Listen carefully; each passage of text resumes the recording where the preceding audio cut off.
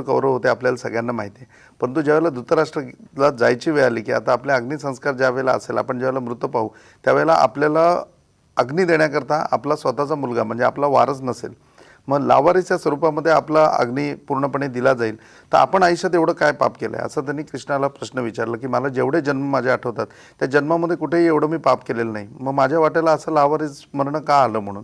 त्याच्यावरती कृष्णाने सांगितलं की तुम्हाला किती जन्म तुमच्या अगोदरचे आठवत आहेत. मग त्यांनी सांगितलं की हे जन्मनी हे होतं. तो म्हणला याच्या व्यतिरिक्त पण एक जन्म आहे तुमचा.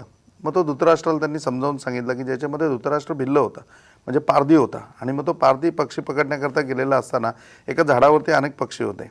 त्यांनी ते अख्खं झाडच पेटवून दिलं. ते पेटवून दिलं त्याच्यानं झालं काय की पक्षी इकडे तिकडे उडत असताना त्या हाळा बसून ते आंधळे झाले. त्यांनी सांगितलं बघ धृतराष्ट्र, ते पक्षी आंधळे झाले म्हणून तू आंधळ्या जन्माला आलास. त्या पक्षिणीच्या बरोबर त्यांच्याबरोबर ज्या पक्षिणी होत्या त्या पक्षिणी पण आंधळ्या झाल्या म्हणून तुझी पत्नी ही डोळस असून सुद्धा तिने डोळ्यावर पट्टी बांधली